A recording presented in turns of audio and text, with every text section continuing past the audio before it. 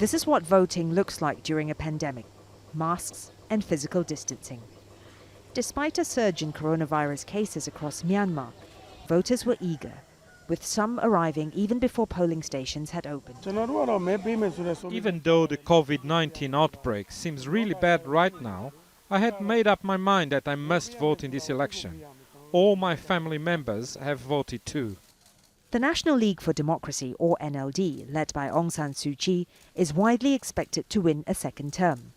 While her international reputation has suffered because of her failure to speak up for the Rohingya after they were targeted in a violent military crackdown in 2017, she remains hugely popular at home.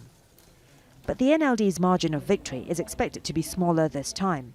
Economic growth has fallen short of expectations, and ethnic conflicts persist in the country.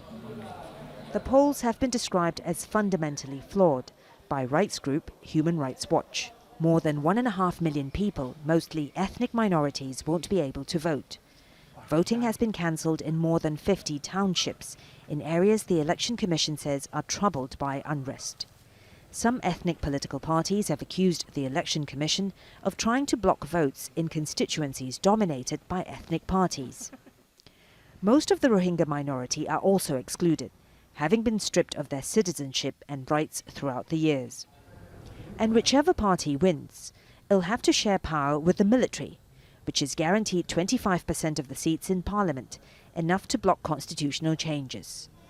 But despite the challenges, voters are optimistic. I think this election is very important and everyone who is already 18 should vote, because one vote can change the result. So everyone should vote regardless of which party they support. The NLD's main opponent in this election, as it was in the last, is the military-backed Union Solidarity and Development Party. Florence, Looi, Al Jazeera.